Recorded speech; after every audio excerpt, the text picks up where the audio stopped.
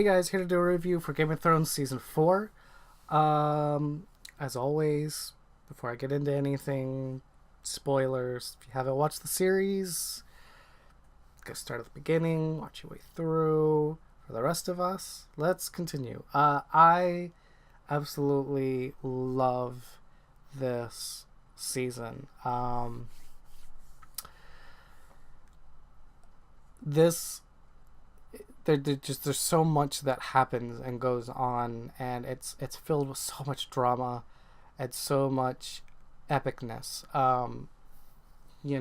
By far my favorite scene, my favorite episode is where Tyrion is on trial. Um, that whole part of that episode is just just takes it home. It just nails in everything about Tyrion that I love, and him sticking up for himself and the things that he says.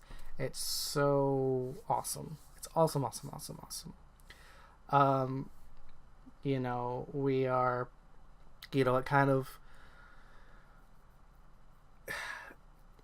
something that I loved about season 3 and it was the relationship between Ygritte and Jon Snow. And even though, we all kind of knew that he was playing a part, and,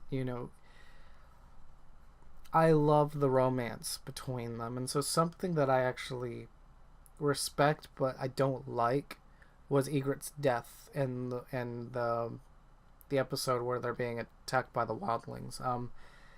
That was something that I wish they wouldn't had done. And the fact that Ollie does it just takes it to a whole new level of sucky, like suckiness.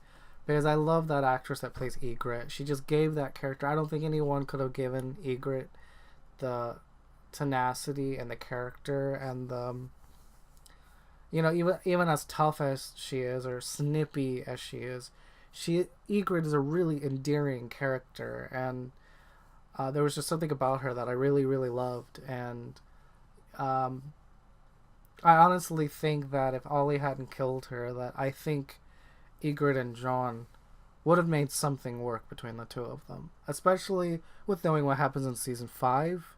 If she was still alive, I can almost guarantee you that something would have happened between them. If not, it would have been one of those things where they would have they would not be taking advantage of something that they should. So yeah, it was really sad seeing her bite the dust. But just overall, this is such a great season. It just, they keep taking it to a new level, and all the stuff we're fighting about with Arya, and her deciding to go off to find Jacques or whatever his name is. That was great to see in the finale. And speaking of the finale, the Tyrion trial scene is by far my favorite episode, but very close second, nearly tied. I mean, it's right there is the fight between Brienne and the Hound. Oh my god. Not only is the soundtrack during that fight incredible, but that fight choreography and everything that is happening in that scene it's great. It's just great. I never thought I'd feel this way about the Hound, but the Hound is another one of those characters that, we're supposed to assume that he's dead. Once Arya walks off and everything, we're probably, as the audience, supposed to assume that he's dead. But something that I've learned on a lot of shows, especially Game of Thrones, if they don't show the death, it may or may not have happened. There's been a couple instances where the person's been dead and they haven't been dead. Obviously, there's a scene in season 5 where something happens and obviously the character is dead. But there's another scene in season 5 where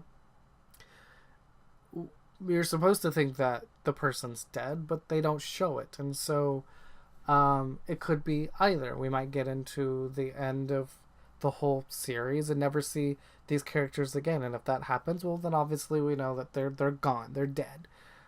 But until something is said, I am not sure completely that the Hound is dead. As tough of a man as he is, as much as he has gone through,